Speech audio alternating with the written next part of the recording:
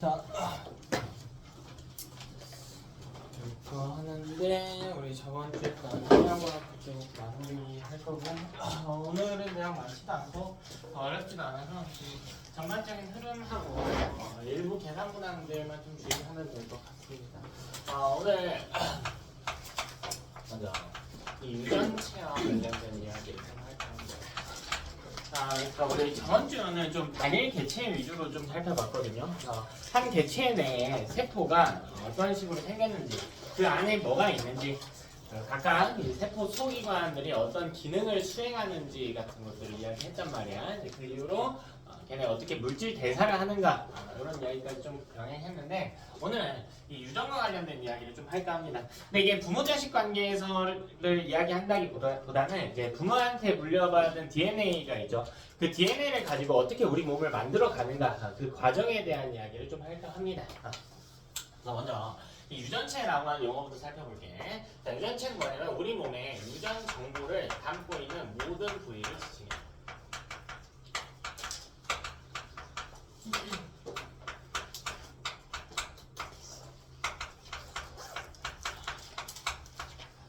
유전 정보를 담고 있는 모든 부위를 지칭해요.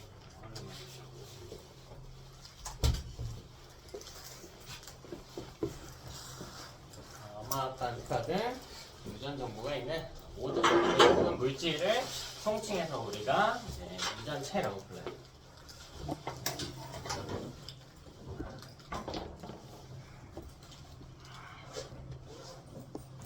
세훈아, 유전과 관계된 물질이 우리 몸에 뭐가 있을까? 떠오르는 게 있나요? 저 DNA, 유전과 관계 있어요. 어떻게 했는지 정확하게는 모르겠지만 뭔가 관계가 있는 것 같아. DNA가 아는데 여러분, DNA가 이렇게 생겼죠. 네, 우리 중학교 3학년 유전 배웠을 때 이렇게 생긴 DNA도 배웠지만 이렇게 생긴 물질에 대해서 다뤘거든. 요건 뭐라고 부르죠? 요건 뭐라고 부르죠? 요거 염색체라고 불렀죠. 승훈아, 이 둘의 차이는 뭐니? 이 둘의 차이는 뭐야? 또 유전과 관계된 용어가 있어요. 하나야, 유전자 들어봤니? 유전자. 유전자랑 DNA는 무슨 차이가 있죠? DNA 안에 유전자. 오, 좋아요. DNA 안에 유전자가 있어요. 그럼 DNA 안에 유전자가 있는데 어느 부분을 유전자라고 칭하는데? DNA 안에.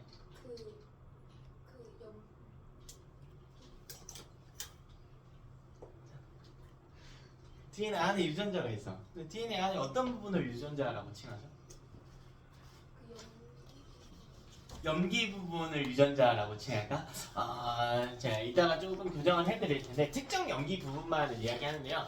유전 정보가 있는 부분만을 또 유전자라고 칭하거든요. 그림을 보면서 좀 이야기하면 좋을 것 같은데, 자, 여러분이 이 대략적으로 아는 것은 문제 푸는데 하나도 도움이 되지 않아요. 그래서 정확하게 좀 구분을 할 수 있어야 돼. 용어에 대한 정리가 과학은 가장 최우선적으로 선행이 돼야 돼요.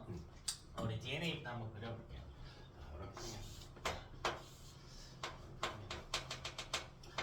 이렇게 1회전당 염기가 10쌍씩 들어갑니다. 이렇게 생겼죠.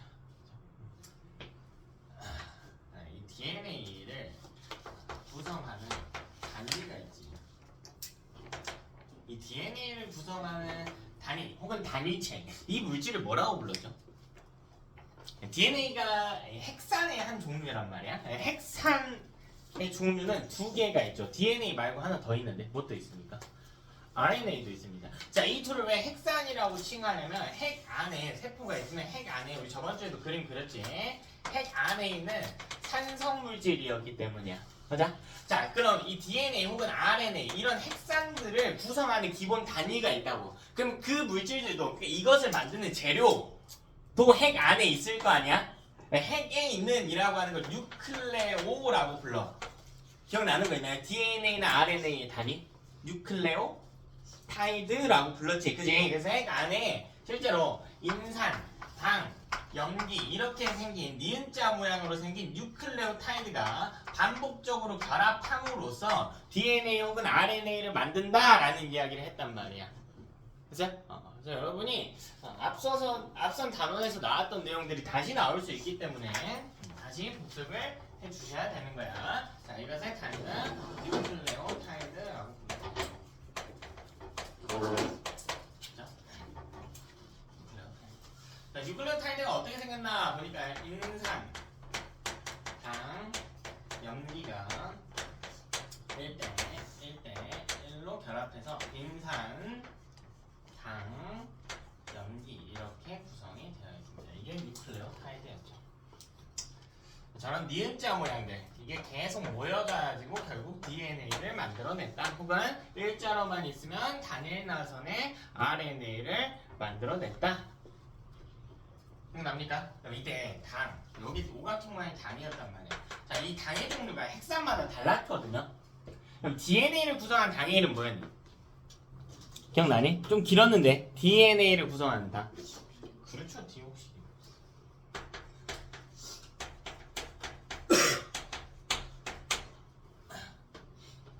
디옥시리보스. 자, 염기였단 말이야.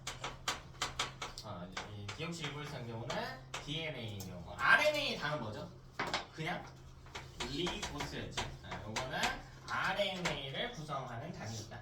만약 저 핵산이 DNA라면 당자리에 디옥시리보스가 있으며 저 핵산이 RNA라면 당자리에 그냥 리보스가 존재한다. 자, 이때 염기도요. DNA와 RNA를 구성한 염기의 종류가 달랐어. 그럼 DNA를 구성한 염기 4종류 있었는데 기억나니? 뭐 있었니? DNA 구성한다. 염기 4종류. A, T, G, C 이렇게 있었죠. 아데닌, 타이민, 구아닌, 사이토신 이렇게 4종류가 있었습니다. 이거는 DNA에 포함되어 있는 염기. 자, 만약 근데 이게 RNA라면 A, U, G, C 이렇게 들어갔었단 말이야.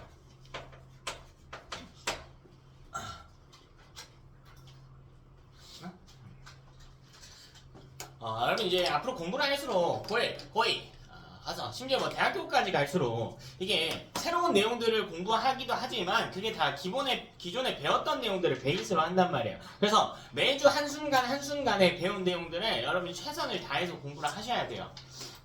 이번 주 공부하기 싫어 라고 해서 이번 주만 영향 가는 게 아니야. 앞으로 그걸 훨씬 더 많이 느낄 거야.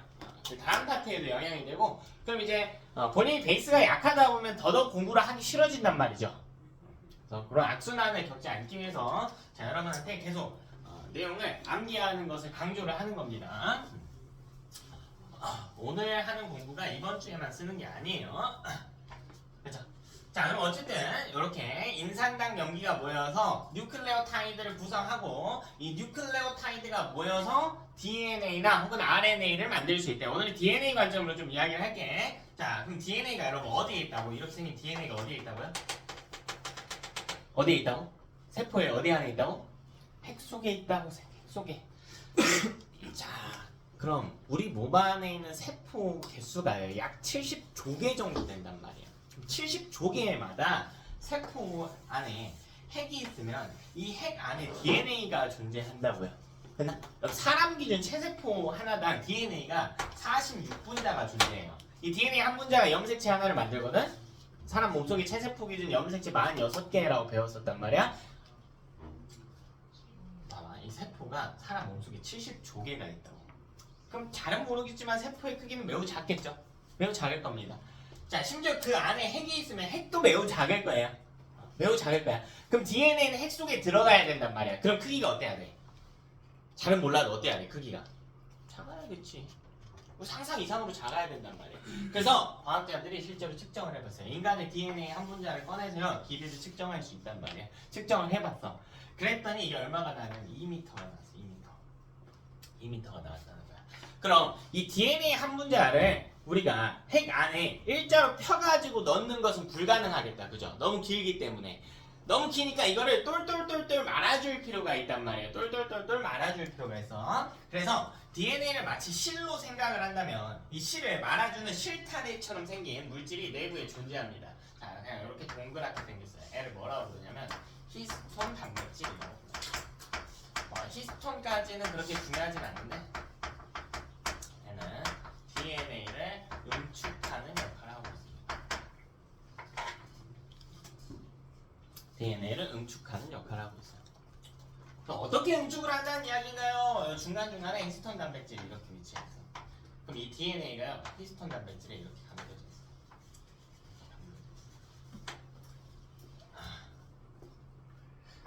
그래서 조금씩 응축이 됩니다. 주호야, 우리 몸의 세포에서 히스톤 단백질을 만들어내거든요. 세포의 어디에서 히스톤 단백질을 만들까? 세포의 어디에서 히스톤 단백질을 만들까? 선윤 알겠니? 세포의 어디에서 히스톤 단백질을 만들까?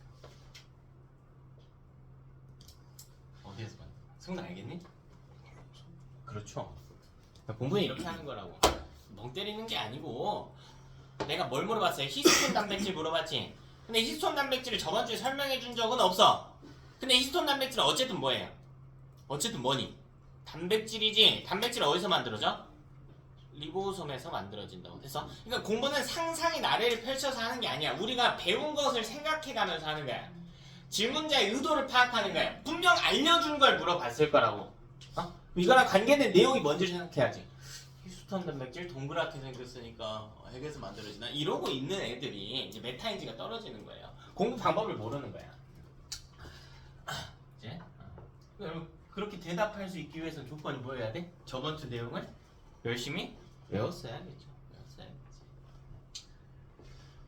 여러분 시간 내서 외웠어야 됩니다. 제가 이제 계속 이야기하지만 본인의 일주일을 계속 돌아보라고 했어. 저번 주랑 달랐는가?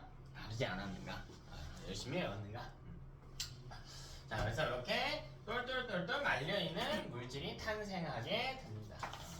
요 물질 우리가 뭐라고 부르냐면 핵에, 이것도 핵 안에 있단 말이야. 그러니까 히스톤 단백질이 DNA를 담고 있는 이 모습이요, 핵 안에 있어요. 그래서 이 덩어리를 핵 안에 있는 덩어리다라고 해서 핵 안에 있으면 뉴클레오라고 부른다. 뉴클레오, 핵 안에 있는, 자, 덩어리라는 뜻은요 솜이라고 불러요. 솜. 뉴클레오솜. 그럼 뉴클레오솜은 어떻게 생겼냐면 DNA 플러스 히스톤 단백질로 구성이 됩니다. 히스톤 단백질.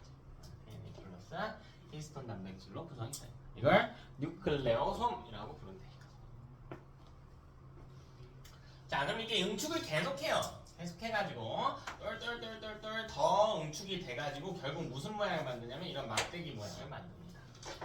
중간중간에 히스톤 단백질 다 박혀있는 거예요. 다 중간중간에 계속 박혀있는 겁니다. 그래서 이 뉴클레오솜을 뭐라고 부르냐면 요 막대 모양 이거 뭐라고 부르죠? 이건 뭐라고 불러요? 염색체라고 부르잖아. 이게 염색체잖아. 그니? 결국 이 뉴클레오솜들이 더 응축이 되게 되면 막대 모양의 염색체를 만들어내는 거란 말이야. 그럼 염색체의 단위를 뉴클레오솜이라고 부르는 거야. 염색체의 단위를 우리가 뉴클레오솜이라고 부르는구나.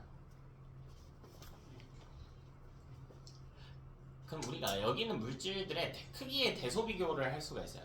자, 제가 적어놓은 물질 중에 가장 작은 물질이 뭘까? 가장 작은 물질 뭐가 있을까요? 그림 봐봐 얘들아. 뭐가 제일 작을까 이 중에서?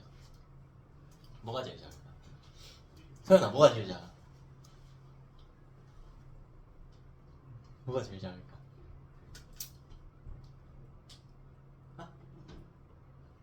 뭐가 제일 작아? 이 중에 제일 작은 게 뭐야?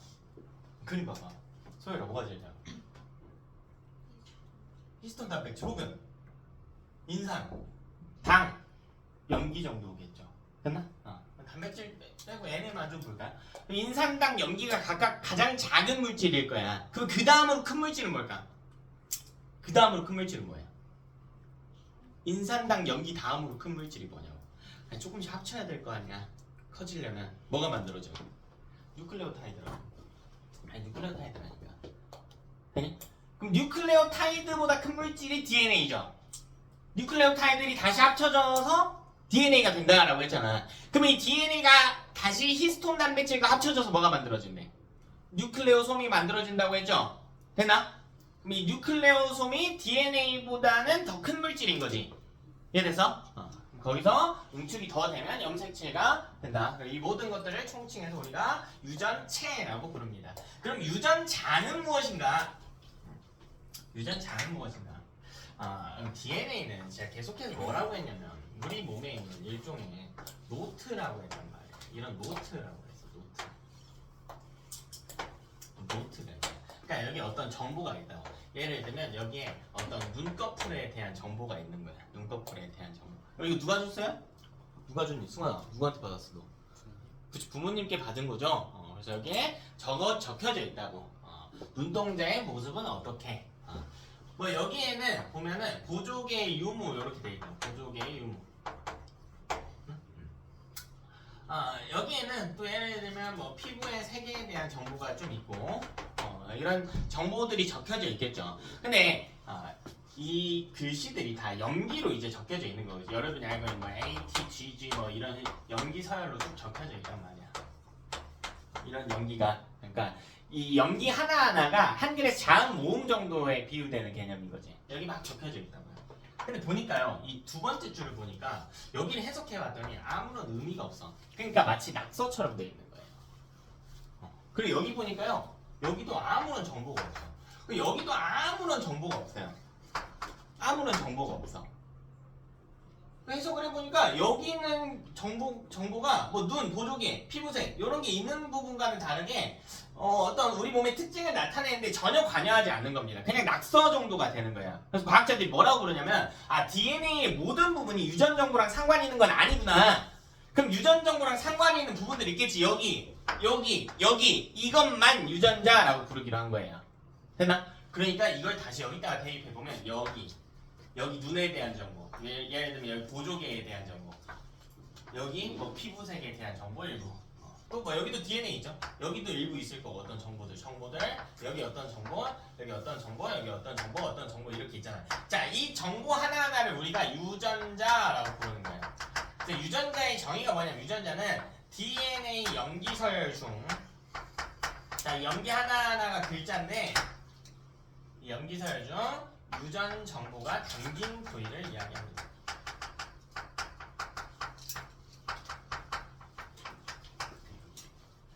이걸 유전자라고 그래요. 그래서 유전자에 적힌 정보를 토대로 우리 몸의 각종 특성이 나타나게 됩니다.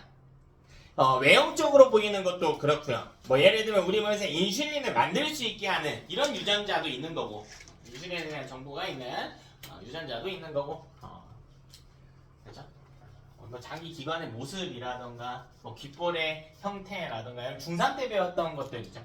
귓볼의 형태라던가, 이마선의 모양이라던가. 너네 중학교 때 뭐라고 했냐면 강수분열이나 뭐 체세포 부정열 같은 거 하면서 식물에서 여기서 라지 알이니 스몰 알이니 이런 거 쓰고 있었거든요. 라지 알이면 둥글다, 스몰 알이면 주름지다, 뭐 이런 거 했었거든. 뭐 색깔로 해가지고 뭐 레드하고 화이트 뭐 이런 것도 적혀져 있었고요. 이게 다 유전자인 거야. 이게 다 유전자인 거야.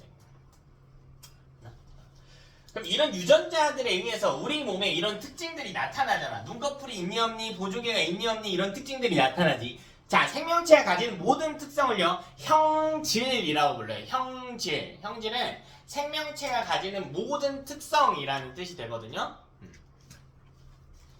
그럼 사람의 몸 안에 형질의 종류를 대략적으로 세보면 몇 개냐면 약 4만 개예요. 4만 개. 눈썹의 모양은 어떻고, 입술의 모양은 어떻고, 코의 모양은 어떻고, 자, 이런 것들을 다 재봤더니 약 4만 개의 형질이 존재한대. 4만 개. 어떤 유전병은 어떻고, 적혈구 모양은 어떻고, 백혈구의 형태는 어떻고, 혈액형은 어떻고, 이런 거 다 세보니까 한 4만 개 정도 된대. 그럼 유전자도 몇 개 있어야 돼? 유전자도 몇 개 있어야 돼? 4만 개 있어야 된다니까. 4만 개 있어야 된다고. 이해돼요? 자, 근데 여러분 사람 몸속에 체세포 기준 이 막대기가 몇 개 있냐면 46개 있단 말이야. 그럼 하나의 막대기 안에도 유전자가 굉장히 많이 있어야 될 거라고요. 46개의 염색체에다가 4만 개의 형질을 포함할 수 있어야 된단 말이야. 됐어요? 그러니까 염색체 하나당 약 1000개 정도의 유전자를 가지고 있어야 된다고. 내가 지금 여기 파란색 몇 개 표시 안 해놨는데 약 1000개 정도가 돼야 된다고요. 물론 염색체마다 크기도 다르고 실제로는 평균적으로 한 700개 정도씩 가져요. 됐나? 그래서 우리 유전자 관련해서 추가적으로 알아야 될 게 하나의 DNA, 한 분자의 DNA에도 여러 개의 유전자가 존재합니다. 정확히는 수백 개가 존재해요. 수백 개의 유전자가 존재합니다. 그러니까 유전자가 DNA보다 훨씬 작은 물질이 되겠죠. 됐나?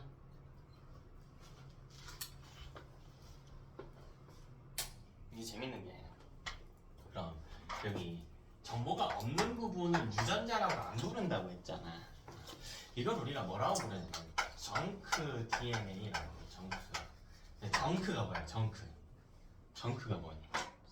쓰레기 이런 뜻이에요. 좀 어감이 세거든요. 쓸모없는 쓰레기 이런 뜻을 가져.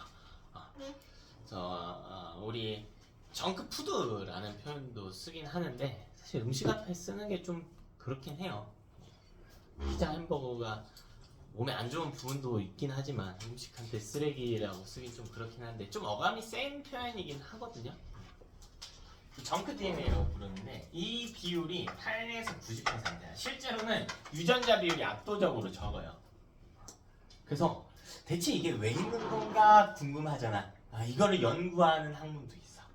이 정크 DNA에 대해서 연구하는 사람들도 있어. 일부 역할들이 좀 밝혀지긴 했어요. 일부 역할들이 좀 밝혀지긴 했는데 뭐 아예 쓸모없진 않은데 이제 유전 정보랑은 상관없어요. 이렇게 우리 유전체에 대해서 정리를 해보자.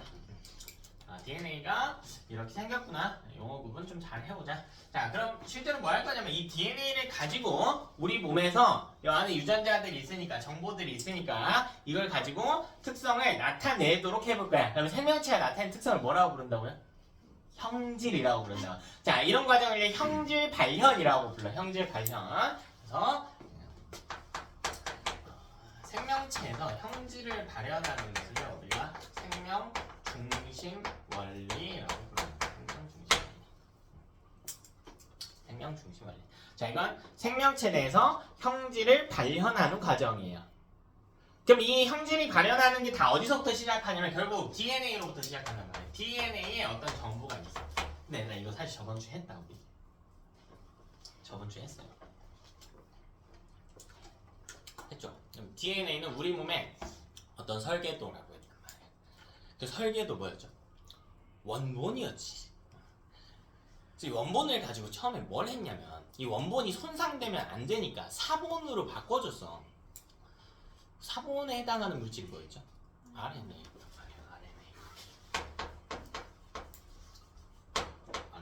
요거였단 말이야.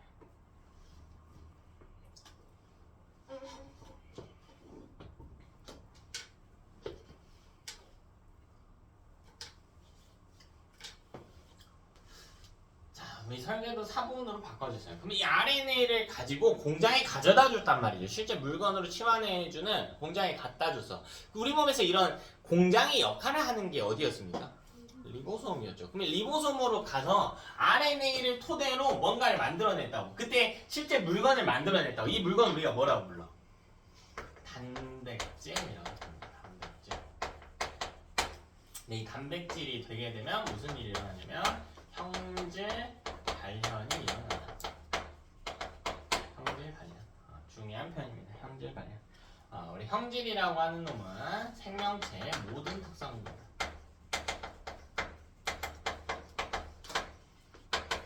아주 사소한 특성 하나하나까지 다 형질이라고 불러요. 아주 사소한 것들. 예를 들면 뭐 우리 몸에 있는 뭐 점의 개수 이런 것도 다 형질이에요. 그죠? 모두 다 형질이야. 됐나? 뭐 피부에 있는 모공의 개수 이런 것들도 모조리 다 형질입니다. 근육의 크기, 키, 몸무게, 어떤 유전병의 유무 이런 게 다 형질이라고 통틀어서 불러. 근데 사실 이 형질 내에서는 선천적인 형질과 후천적인 형질로 나눠져요. 유전적인 형질과 그리고 좀 비유전적인 형질로 나눠집니다. 예를 들어 봅시다. 어떤 사람이요 살아가면서 이제 태어났을 때 엄마 아빠로부터 받은 이 유전자가 있을 거예요. 그 중에서 혈액형에 관련된 유전자를 볼까요? 혈액형. 제가 실제로는 O형이거든요. 실제로 O형인데 내가 살면서 담배를 많이 먹어요. 술을 많이 먹어요. 술 끊었습니다. 안 먹는데 잠을 안 자. 생활 습관이 안 좋아요. 그럼 O형에서 A형으로 바뀌나? 혈액형이 변화를 줄 수는 없어요. 혈액형에 변화를 줄 수는 없어. 그래서 혈액형은 오로지 유전의 영향을 받는 형질이에요. 이런 거 유전적 형질 혹은 선천적 형질이라고 불러. 되나? 근데요, 제가 살아가다가 예를 들면 야구를 한다고 해봅시다. 야구도 안 하지만 한다고 해봅시다. 자, 제가요 좌완투세요. 왼팔로만 공을 계속 던져. 그럼 왼쪽 어깨의 크기가 좀 어떻게 될까? 좀 넓어져 있겠죠. 조금 넓어져 있을 거야. 그럼 이런 어깨의 넓이는 부모님으로부터 받은 걸까? 아니죠. 일부 받았겠지만 여기서 더 커진 건 운동 안 했을 때보다 커진 건 어떤 내 생활 습관이나 혹은 행동들로부터 이루어지는 거지. 이런 건 후천적 형질이라고 부르는 거야. 오늘은 선천적 형질 위주로만 좀 이야기를 할 겁니다. 선천적인 형질들. 후천적 형질은 너무 다양하잖아. 너무 다양해요. 사람마다 사는 방식도 다르고 하기 때문에 오늘 좀 선천적 형질 위주로 이야기를 하겠다. 다음에 이걸 그림을 한번 살펴볼게요. 자, 여기 세포가 있다고 합니다. 세포 안에 핵이 있겠죠. 핵이. 자, 그럼 여기 DNA가 있을 거예요. 그래서 우리가 우선적으로 해야 될 건 이 DNA를 가지고 RNA로 바꾸고 이 과정만 잘 이해하면 돼요. 네? 자, 이게 첫 번째 과정이에요. 되나? 자, 그럼 여러분 이 DNA가 가야 돼. RNA로 바뀌어서 RNA가 가야 돼요. RNA가 이제 구멍이 있거든, 핵에 송송송송 구멍이 있어요. 핵공이라고 하는 구멍들이 송송 뚫려 있는데 이 구멍을 따라 빠져나갑니다. 그럼 어디로 갈까? 어디로 갈까? 어디로 가야 돼? 리보솜으로 가야죠. 리보솜 실제로 작지만 뭐 우리 그림을 그려야 되니까 조금 크게 그려봅시다. 리보솜으로 이동하겠죠. 자, 그럼 무슨 일이 일어나냐면 이 리보솜 내에서 RNA가요 어떤 모양을 가진 단백질로 바뀔 겁니다. 이걸 2번 과정이라고 합니다. 모양을 가진 단백질로 변하게 됩니다. 그래서 우리가 이 과정을 보면 첫 번째 과정은 우리가 전사라고 해요. 전사. 저번주에 제가 이름만 좀 써드렸는데, 자, 이 전사는 어디서 일어나냐면 핵 속에서 일어납니다. 핵 속에서 DNA를 토대로 이 RNA를 생성해내는 과정을 전사라고 불러요.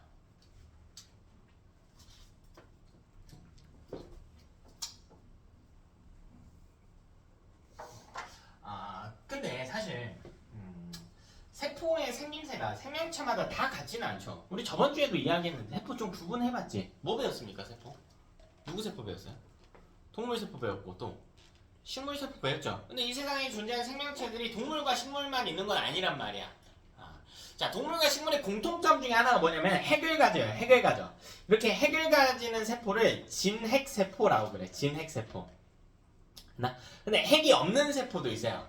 핵이 없는 세포를 가지는 세포로 구성된 생명체가 누가 있냐면 대표적으로 원핵 생물이라고 부르는데 세균 같은 친구들.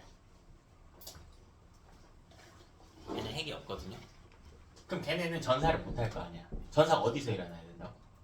핵에서 일어나야 된다고. 그래서 예외적으로 원핵 세포가 있어요. 원핵 생물. 대표적으로 세균이요.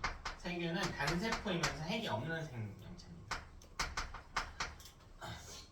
이 원핵 생물은 핵이 없기 때문에 이 외부의 핵 외부의 모든 공간을 세포질이라고 칭하거든요. 세포질. 근데 핵이 없어 얘는. 그래서 세포질에서 전사가 진행이 됩니다.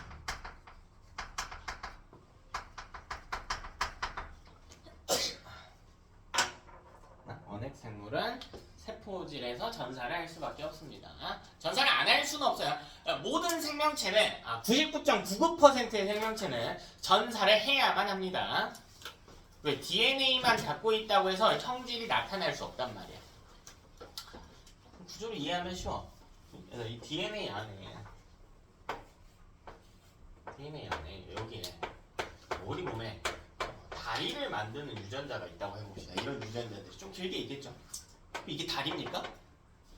아니지. 이걸 갖고 다리를 만들어야 되는 거잖아. 그 과정 중에 하나가 전사란 말이에요. 그러니까 전사가 없으면 형질이 나타날 수가 없기 때문에 해야 돼요. 자, 두 번째는 그럼 여기 RNA를 갖고 단백질을 만드는 거죠. 이걸 번역이라고 해요. 번역. 자, 번역은 어디서 일어나냐면 세포질에서 일어납니다. 자, 정확하게는 세포질에 어디에서 일어납니까? 정확히는 세포질에 어디 여기 어딘데? 리보솜. 네, 리보솜에서 RNA를 토대로 단백질을 생성해내는 과정을 번역이라고 부릅니다. 자, 이제 우리 단백질이라는 표현은 여러 개로 대체될 수 있다고 해서요. 뭐 효소, 뭐 호르몬, 뭐 항체, 뭐 이런 표현으로 대체될 수 있다고 했어.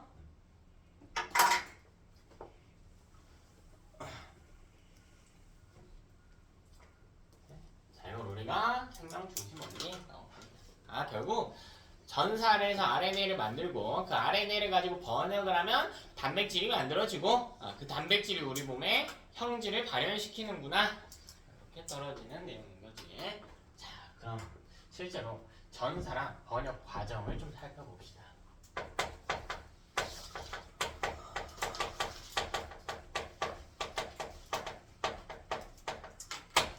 전사하고 번역의 과정을 좀 살펴봅시다.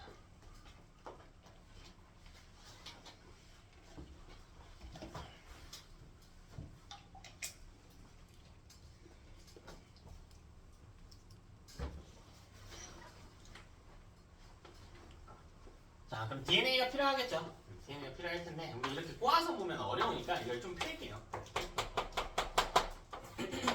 이렇게 세워서 보면 또 어렵거든요. 왜냐면 왜 세워서 보면 어렵냐면 연기가 이렇게 아래로 적히죠.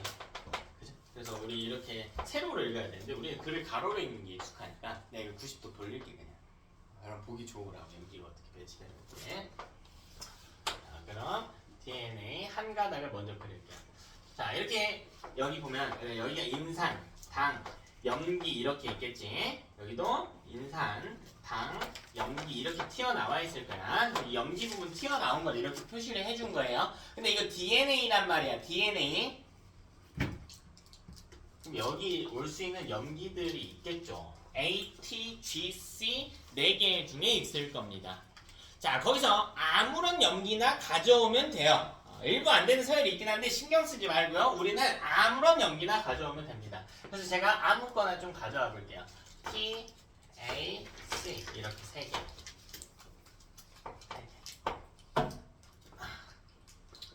T, A, C 이렇게 3개. 자, 그리고 3개씩 끊어서 읽는 거예요. 염기는 3개씩 끊어서 읽고 왜 3개씩 끊어서 읽는지 이따가는 이야기해 줄게. 그건 3개씩. 하늘아, 마음에 드는 연기 3개만 이야기해 볼래? 너가 아무렇게나 배치해봐.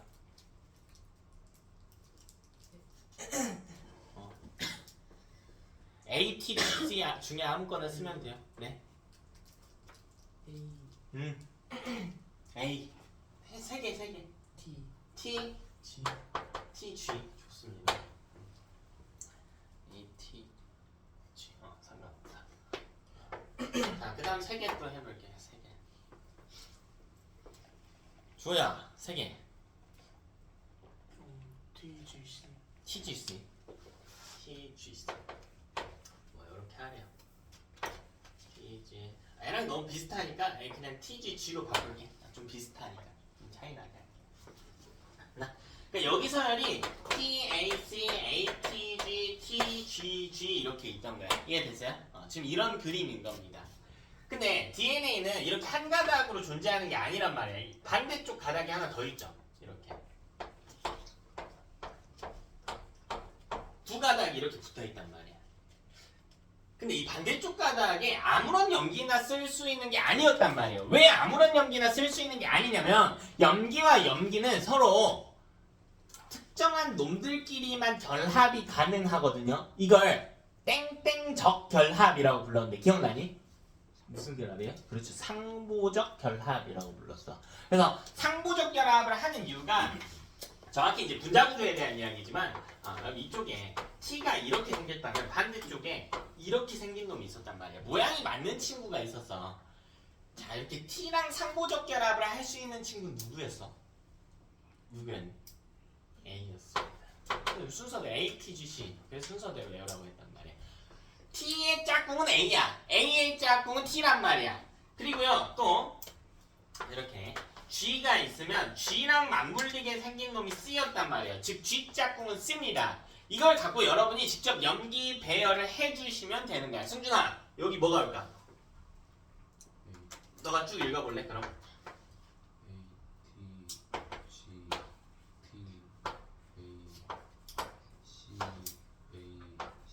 그렇죠. 잘했죠. 이렇게 돼 있단 말이에요.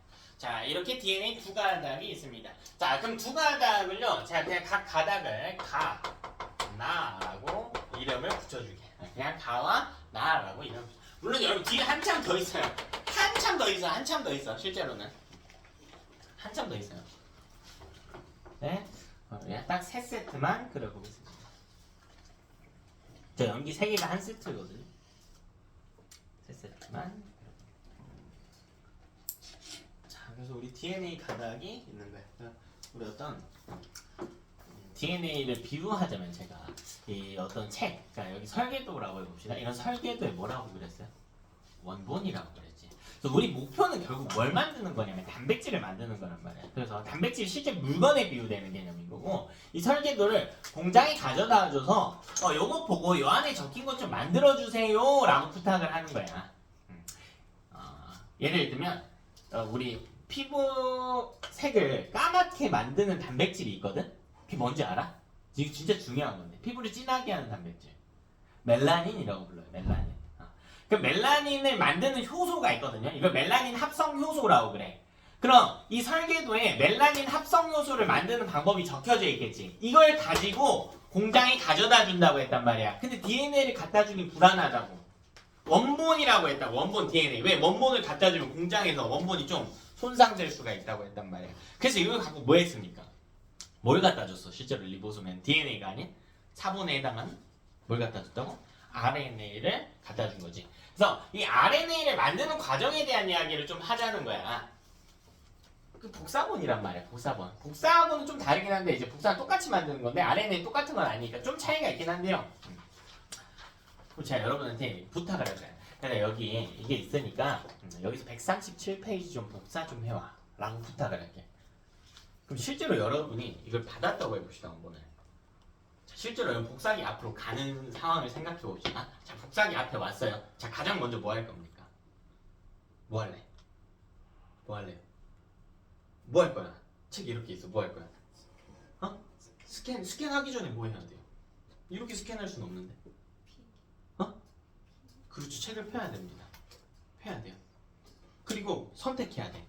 왼쪽을 복사할지 오른쪽을 복사할지. 맞아? 그리고 복사를 진행하겠죠. 복사기의 도움을 받아서. 자, 실제로 그런 일이 일어납니다. 자, 이 DNA가요 벌어져요. 책을 피듯이 이게 벌어져. 실제로는 벌어져. 됐나? 자, 벌어지면 선택을 할 거야. 뭘 복사할지. 근데 우리는 복사가 아니라 DNA를 갖고 RNA를 만드는 뭘 이야기하는데 복사 대신 전사를 이야기하는 것뿐이래. 됐나? 그럼 선택을 한다고. 그럼 위에 가닥을 전사하게 선택을 해보자고. DNA 몇 가닥이야? 몇 가닥이니? 두 가닥이죠. RNA는 몇 가닥이야? 한 가닥이지. 그럼 전사할 때도 한 가닥만 쓰면 되잖아. 그럼 전사하는 가닥을 뭐라고 부르냐면 가를 전사할게. 자, 가를요 전사하는 가닥을 주형 가닥이라고 불러. 자, 우리 몸의 DNA는 사실 정해져 있습니다. 이 주형 가닥이. 이거는 전사를 하는 가닥이야. 자, 그럼 나는 전사를 안 해. 그럼 나는 대체 왜 있나요? 왜 있냐면 나는 여기만 사실 복사할 거거든요. 여기에만 유전 정보가 있어. 근데 만약 이렇게만 있다고 해볼까요? 그럼 책이 이 면이요, 이 정보가 있는 소중한 설계도가 노출이 돼 있죠. 그럼 먼지 맞고 막 이럴 거 아니야. 그럼 여기 손상이 일어날 거라고. 그래서 뭐 하냐면 이걸 덮을 수 있게 반대면이 필요한 거야. 그럼 이렇게 두면은 내부 글씨가 손상될 일이 어때요? 훨씬 적어지겠지. 그런 역할을 하는 것 뿐이에요. 두 번째 가닥은. 그래서 나는 뭐라고 부르냐면 보조가닥이라고 불러. 보조가닥. 보조가닥. 자, 이건 전사하지 않는 가닥입니다.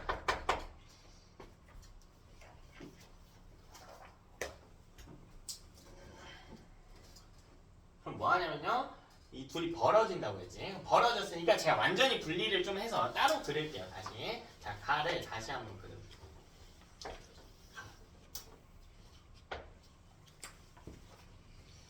자, 그냥 분리됐으니까 따로 그리는 것 뿐이야. T, A, C 그대로 그리는 거야. 그대로. 자, A, T, G 그리고 T, G, G 이렇게 있단 말이지.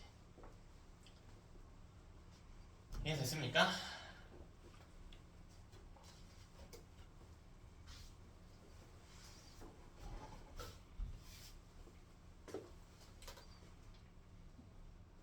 다음에 여기 분리가 되죠. 그럼 이 단면이 노출되면 우린 빨리 이거를 복사기 넣고 돌려서 복사본을 만들어내야 돼. 애도 마찬가지야. RNA를 만들어내야 돼. 애들 RNA를 구성하는 단위체가 뭘까? RNA도 핵산이잖아. 핵산의 단위체가 뭐예요? 뉴클레오타이드라고. 근데 이 뉴클레오타이드들이 이 핵 안에 막 떠다녀. 이렇게 막 떠다녀. 이렇게 막 떠다녀. 이렇게 떠다녀. 여기 뉴클레오타이드들이 막 떠다닌단 말이야. 그래서 이 뉴클레오타이드들이요, RNA를 구성하는 뉴클레오타이드들이 이 밑에 와서 붙어. 이 밑에 와서 붙어. 처음에 이렇게 하나가 붙어요. 하나가 붙어. 왜냐면 T가 노출이 되어 있잖아. 그럼 T가 노출되면 반대편에 아구가 맞는 놈이 있다고. 누구요? A라고. 그러니까 A가 와서 이렇게 붙는다고요. 새롭게 가닥이 만들어지는 거야. 새로운 가닥이. 그냥. 그 이 뒤에 또 와서 누가 와서 붙어. 그러니까 A 짝꿍 누구라고? T라고. 근데 얘들아 이건 잘 생각해. 얘는 RNA. RNA는 T가 없지. 대신 누가 있어요? 대신 누가 있냐? U가 있지. 그래서 U가 붙어. 이 뒤에 또 염기 하나를 또 붙여요. 또 와가지고 또 붙여. 그럼 봐봐. 얘들아 이거는 A 와서 붙이고 U 와서 붙이고 또 뭐 붙이고 뭐 붙이고 반복하잖아. 점점 이게 길어지겠지. 이거는 동화작용이죠. 동화작용은 물질대사지. 물질대사하려면 누가 필요해요? 누가 필요해? 물질대사하려면 효소가 필요하지. 그래서 이때 RNA를 만들어주는 효소가 있단 말이야. 실제로는 이게 뉴클레오타이드들이 혼자 와서 막 붙는 게 아니라 여기 어떤 효소가 있으면 애가 와가지고 도움을 주는 거예요. 효소가. RNA를 만들어주는 효소다라고 해서 시험에서 물어보지 않는데 이걸 RNA 폴리머레이스라고 하는 효소가 있어. 애가 와서 붙여주는 거야 하나씩. 여기 떨어져 있네. 그럼 여기 U 붙여준단 말이야. 됐나? DNA 다른 거 붙이면 안 되나요? 애는 RNA를 만드는 효소예요. 자 그럼 여기 뭐가 와? 이 밑에. 그럼 쭉 해볼까요? 뭐가 오니? 뭐가 와? G가 오겠지. 여기 또 뭐가 와? 여기 뭐가 와요? U가 오죠. 여기 뭐가 와요? A가 오지. 여기는요? C. 여기? A 다시 C 이렇게 되겠지. 그래서 이 RNA를 만들어냈단 말이죠.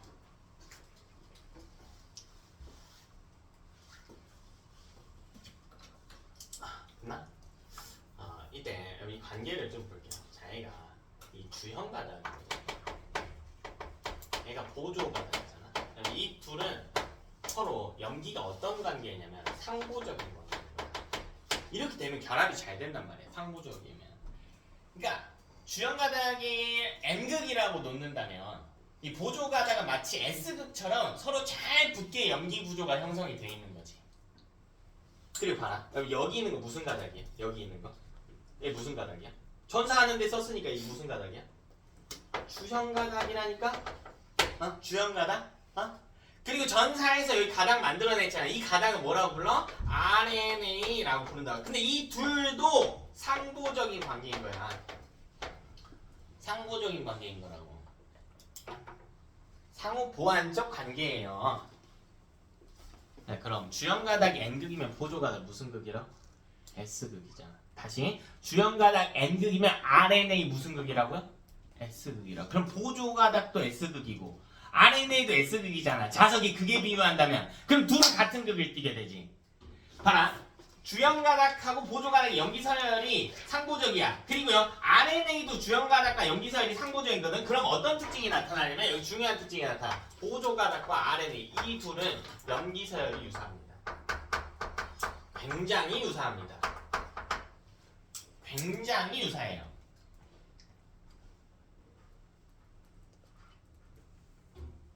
읽어볼까요? 그럼 염기설 여기부터 ATG, TAC, ACC죠. 여기 읽어볼까요? A, UG, UAC, ACC란 말이야. 거의 똑같지. 뭐만 달라? 뭐만 달라?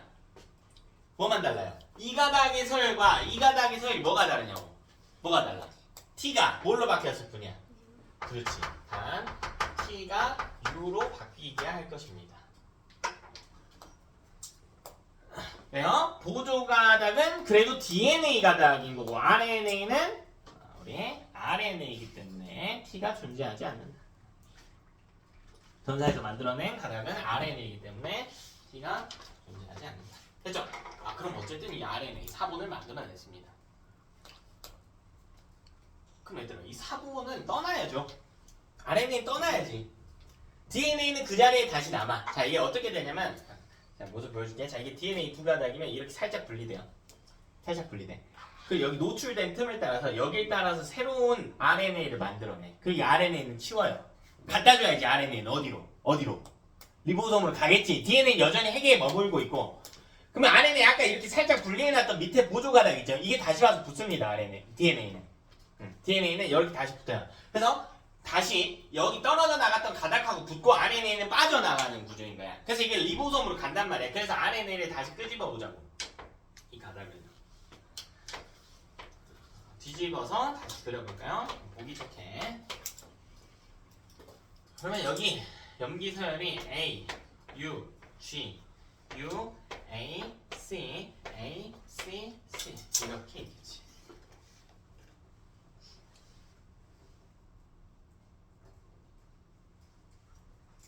나만 안 덥냐? 안 더워? 내 열정을 못 느끼구나. 왜 이렇게 덥냐?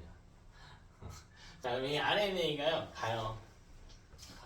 이 과정을 전사라고 해요. 전사. 이게 전사인가요? RNA가 이제 리보솜으로 갔다. 리보솜에서 이 RNA를 토대로 만들 거야. 뭐를? 단백질. 뭐 어려운 거 없잖아. 원리가 진짜 간단하잖아. 제가 계속 같은 거 물어보잖아. 근데 단백질이 등치가 꽤나 큰 편의 물질이에요. 몸 안에 있는 것 중에는 거대 분자에 속하는 물질이기 때문에 꽤나 큰 물질입니다. 몸에서는 꽤 고분자 물질이에요. 고분자 물질. 그래서 단백질 덩어리로 볼 게 아니라 단백질의 단위를 다시 한번 봐야 된단 말이야. 단백질 단위 기억나니? 그렇죠. 그럼 아미노산이 필요한 거야. 그러니까 여기가 설계도면 여기 적혀져 있는 거야. 뭐 예를 들면 제가 텀블러를 하나 만들어. 텀블러 보면 필요해요. 뭐가 필요하냐면 몸통이 필요할 거고, 그죠? 뚜껑이 필요할 거고, 그죠? 뭐 빨대도 있다고 해볼까요? 빨대도 필요할 겁니다. 됐나? 그래서 이게 AUG 이런 게 글자거든요. 글자. 여러분 한글 기준으로 봅시다. 이게 다 언어인 거예요. 언어예요. 언어. 한국어랑 다른 언어. 한국어에도 자음과 모음이 있지. 한국어가 뜻을 가진 단어가 되려면 자음과 모음이 최소 몇 개가 있어야 돼요. 최소 몇 개가 보여야 돼요. 키읔하면 뜻을 가진 단어야? 국립국어원 기준으로 봅시다. 안 되죠. 자음 하나만 갖고는 안 돼요. 자음에 모음 하나 정도는 있어야 돼. 차. 이러면 단어가 되지. 근데 얘는 세 개가 모여도 상관없어. 자음 하나, 자음 두 개에 모음 하나. 예를 들면 창. 창문할 때 창. 찌르는 창. 그죠? 세 개여도 상관없지. 이게 자음 모음 하나씩인 거거든요. 근데 이 염기서열은요. 무조건 세 개가 모이면 단어 하나인 거야. AUG가 단어 하나인 거야. 단어 하나. 여기도 단어 하나인 거예요. 이것도 단어 하나인 거야. 이게 다 설계도란 말이야. 설계도. 그래서 AUG가 우리가 물론 이걸 해석할 수는 없지만 해석이 가능하다라고 한다면 텀블러라는 물건을 만들 때 AUG가 뭐라고 적혀져 있는 거냐면 설계도에 여기에 몸통이라고 적혀져 있어. AUG가. UAC는 뚜껑이라고 적혀져 있어. ACC는 빨대라는 뜻을 가져요. 그럼 이런 재료들을 알려주는 거란 말이야. 이거 만들려면 이게 필요해 라는 재료를 알려준다고. 근데 우리가 실제로 텀블러 만들 건 아니죠. 몸속에서 뭐 만들어요? 뭐 만들어? 단백질 만들잖아. 그럼 단백질의 재료가 뭐라고요? 아미노산인가? 그러니까 여기 재료의 이름, 뭐 뚜껑, 몸통 이런 것처럼 AUG가 아미노산의 이름을 보여주는 거야. 이름을. 아미노산의 이름을 적어놓는 겁니다. 이제 공장장이요. 설계도를 이런 재료가 필요하구나. 리보솜 안에 있는 공장장이 이런 재료가 필요하구나 하는 거를 인식을 해. 근데 너무 바빠. 내가 공장장이면 너무 바빠. 그래서 뭐 하냐면 조수들을 좀 두는 거야. 조수들. 철수도 있고요. 짱구도 있고 맹구도 있어. 이런 조수들이 있거든. 조수들이 뭐 하냐면 설계도를 미리 자기들이 봐. 그리고요. 여기 예를 들면 몸통이라고 적혀져 있구나. 그럼 텀블러 몸통 갖다 놔야겠다. 이렇게 갖다 놓습니다. 실제로 이렇게 번역 과정에서 이 재료를 갖다 주는 도우미들이 있어. 그리고 도움을 주는 조수들이 있어요. 근데 이때 뭘 갖다 놓는 거냐면 아미노산을 갖다 놓는 거란 말이에요. 여기에 AUG야. AUG가 지칭하는 아미노산의 이름이 메사이오닌이거든요. 메사이오닌이라고 하는 아미노산을 갖다 놓는다는 거야. 재료야, 재료. 그냥 단백질의 재료. 텀블러 몸통 정도 갖다 놓는다고. 그럼 뒤에 철수 가가지고 그래 짱구야 너는 저거 운반해. 나는 두 번째 UAC가 지칭하는 두 번째 아미노산을 가져다 놓을게. 이렇게 된다고. 이 밑에다가 아미노산을 가져다 놓을게. 세 번째 또 맹구가 가가지고 뭐라 하냐면 그래 너네가 다 해. 내가 세 번째 거 갖다 놓을게. 여기 아미노산 세 번째 거를 갖다 놓게 됩니다. 그럼 이런 조수들이 자기 할 일을 다 했단 말이죠. 그럼 이 리보솜에서 실제로 단백질을 만드는 이 공장장이 와서 뭐만 하면 되냐면 이걸 연결만 해주면 돼요. 연결만 해주면 돼. 아미노산끼리 이었잖아요. 아미노산끼리 결합하면 단백질이 만들어질 수 있단 말이지. 여러분 이때 이 결합의 이름을 뭐라고 부르지? 아미노산과 아미노산 사이의 결합. 그렇지. 앞에서 배운 거 다시 다 배워.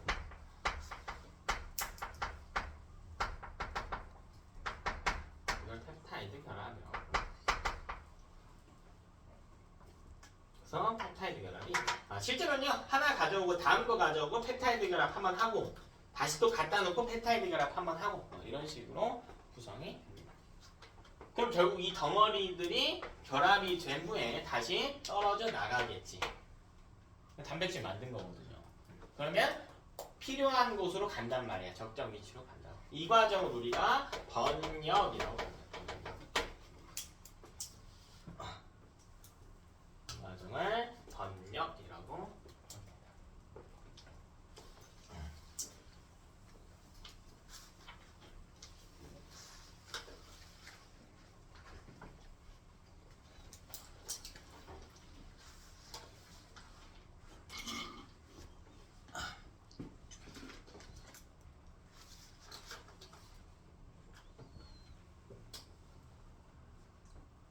됐죠?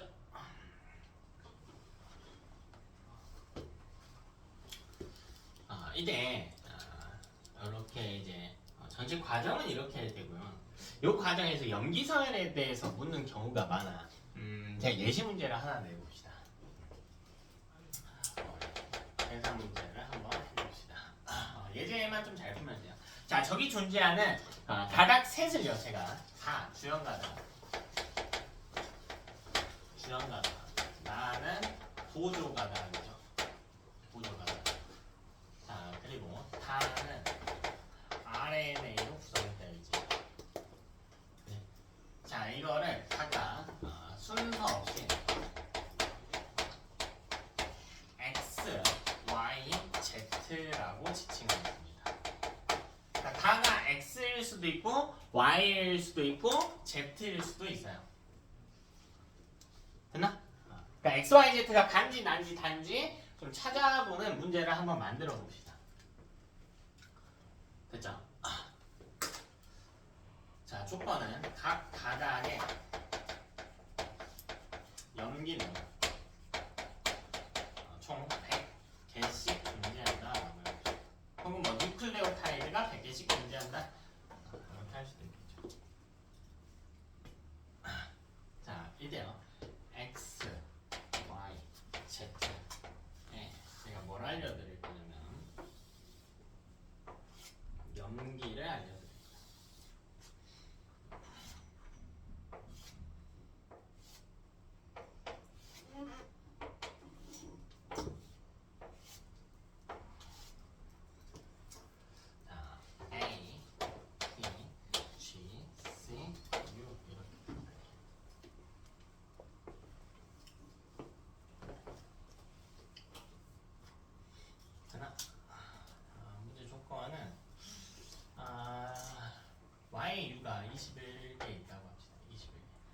각 가닥의 염기의 합은 100이어야 됩니다. 그리고요 x에 a가 19개.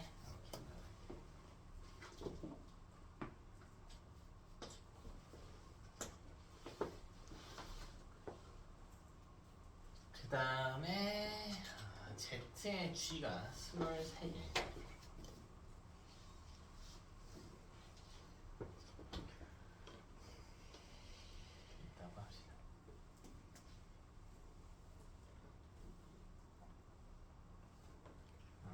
y에 a는 18개 있다. 자, 이 정도의 정보를 줬다고 해봅시다. 이 정도의 정보. 자, 그럼 나머지 빈칸은 여러분이 다 채우는 거야. 자, 그럼 우리 상황을 생각을 해보자. 지금 보면 어떤 조건이냐면 이게 가고요. 이게 나고 이렇게 가와 나가 이렇게 붙어있단 말이야. 그 가를 가지고 RNA를 생성해요. 가가 있으면 여기 만들어진 RNA. 이게 가, 이게 가, 나 이렇게. 자, 이런 조건인 거잖아. 됐나? 근데 가랑 나는 주연 가닥과 보조 가닥이고요. 자, 이들은 상호적이지만 둘 다 어쨌든 무슨 가닥입니까? 주연 가닥과 보조 가닥은 어쨌든 무슨 가닥이에요? DNA 가닥이죠. 근데 다 혼자 뭐라고? 다 혼자? 혼자 RNA잖아. 그래서 그러니까 여러분 지금 뭘 이야기하냐면 제가 문제 조건의 판별법을 보여주고 있는 거야. 어떤 정보를 우선적으로 처리할 것인가에 대한 걸 보여주고 있다고요. 그러면 큼직큼직한 걸 먼저 봐야 될 거 아니야. 각 가닥을 구분할 건데 뭐부터 구분하는 게 좋냐면 다부터 구분하는 게 좋다고. 왜? 애 혼자 뭐니까? 애 혼자 RNA니까. 그럼 RNA만 가지는 DNA와 가는 특성이 있을 거 아니야. 근데 이 문제에서는요 염기를 알려줬잖아. 그럼 염기 관점에서 봐야지. RNA가 DNA에 비해서 특이적으로 갖는 염기가 뭐가 있어? 뭐가 있니? U가 있죠. U가 있잖아. U가 있잖아. 그러니까 우리가 답을 내보면 좀 좁으니까 넘어가 볼게요. 답을 내보면 첫 번째로 Y에 U가 존재한단 말이야. Y는 RNA. Y는 RNA죠. 그냥?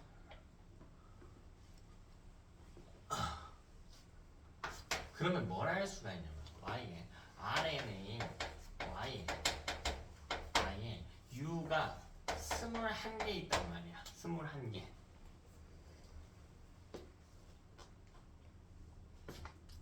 그럼 여기 U가 좀 길게 더 있는데 총 21개 있다고. 그럼 U를 만들려면 뭐가 필요하냐는 거야. 어떤 염기가 전사됐을 때 U가 나오냐고. 뭐가 있어야 돼요. 근데 여기 RNA에 U가 이렇게 있다. 그럼 반대편에 무조건 뭐가 있다고? A가 있다니까? 그럼 RNA에 U가 21개 있다면 DNA 중 주연 가닥에 누가? A가 몇 개 있어야 된다고? 21개 있어야 된다니까. 그럼 이걸 갖고 뭘 할 수가 있냐면 주연 가닥에 A의 아데닌의 비율이 개수가 21개여야 된다고요. 그럼 찾았잖아. X랑 Z 중에 있겠죠. 그럼 주연 가닥은 누굽니까? 누구예요? Z겠지. 왜 X는 A가 몇 개 있대? 몇 개 있대? 19개 있대. 근데 우리 방금 밝혔잖아. 주연 가닥 A는 몇 개 있어야 된다고? 21개 있어야 된다니까. 따라서 Z가 주연 가닥인 것을 찾을 수가 있다. 그냥? 그럼 계산만 한번 해볼까요? Z가 주연 가닥이고 Y가 보조 가닥.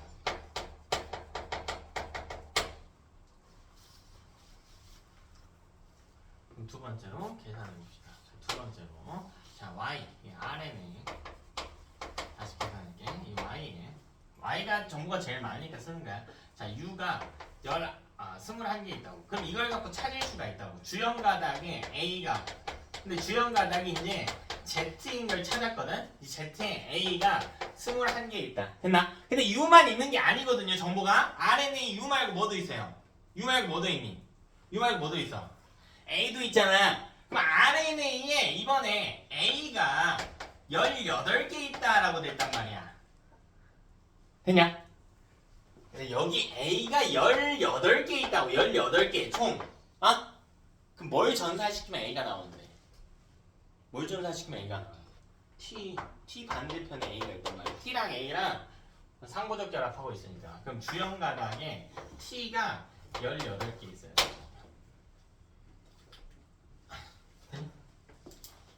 여기 T가 18개 있어야 된다. 이해 됐어요?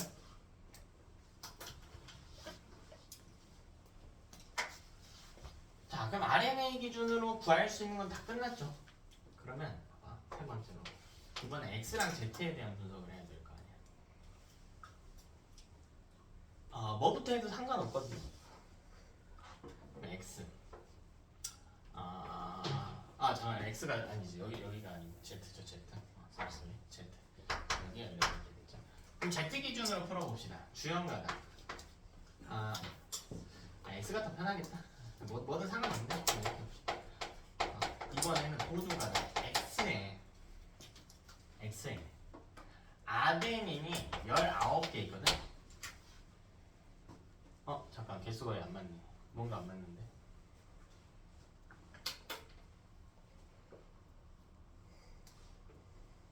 하나, 둘.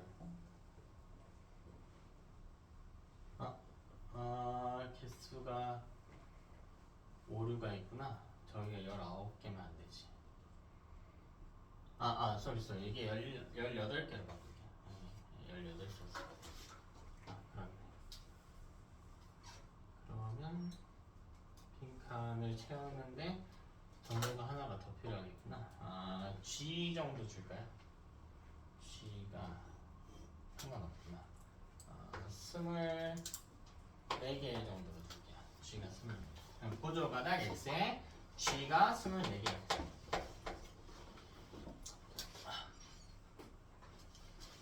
보조 가닥 X에 G가 24개 있다. 그렇다면 주형 가닥. 이번에 어디 보는 거냐? 이 둘 관계를 보는 거란 말이야. 보조 가닥의 이 G 개수가 쭉 세봤더니 24개네. 그럼 G 반대편에 누가 있어야 돼? C가 있어야 되잖아. 그럼 주형 가닥 Z에 사이토신의 개수가 24개란 말이죠. 그러니까요, 여기 보조 주형 가닥 Z에 사이토신 여기 24개 이렇게 들어온다. 됐나? 그럼 끝났네. 마지막으로 X에서 A, T, G, C의 합이 100이어야 된단 말이지. 됐나? 대입만 하면 되잖아. A 더하기 18 더하기 G 23 더하기 C 24 이 합이 47, 65. 그럼 여기서 A의 비율을 추론할 수가 있겠다.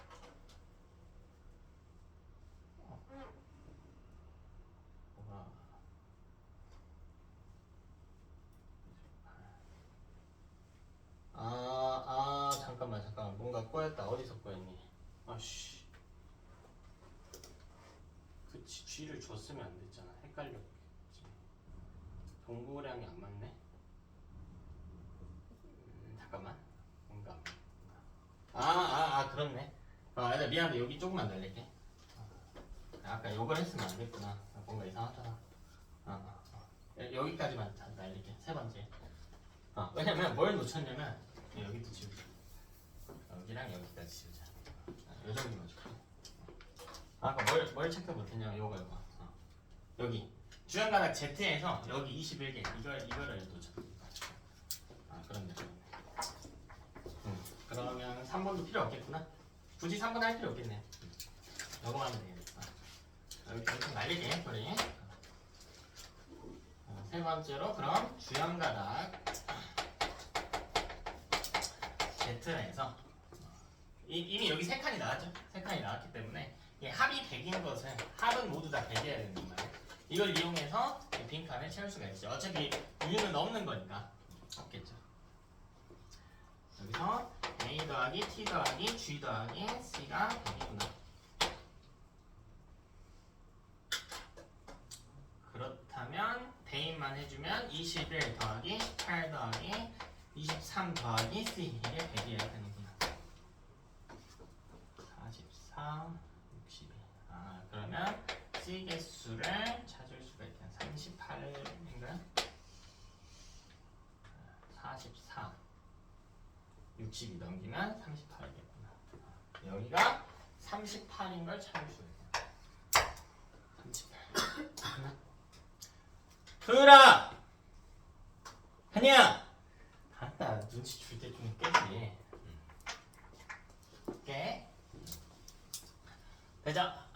그래서 우리가 자 이걸 이용해서 나머지는 이 컴플릿 펜더리 페어 우리 상고적결합을 이용해서 다 채워주면 되겠습니다. 자 우리 밝힌 거 한번 적어봅시다. 자기가 보조가닥이고요. 이게 RNA고 이게 주형가닥이란 말이야. 그죠? 자 그럼 봐봐. 주형가닥에 있는 아데닌의 개수는 뭐와 같냐면 유라실의 개수 21개, RNA는 유라실의 개수와 같아. 되니? 자 그리고 이걸 어디다가도 채울 수 있냐면 여기 주형가닥이 21개 있잖아 A가. 그럼 보조가닥의 T가 상보적 염기란 말이야. 그럼 여기가 21개인 걸 채울 수가 있겠지. 이해되니? 자 다음 볼게. 주형가닥의 T가 18개죠. 여기 18개니까 그지? 자 그리고 여기 주형가닥의 G가 23개란 말이야. 이걸 여기다가 채울 수 있지.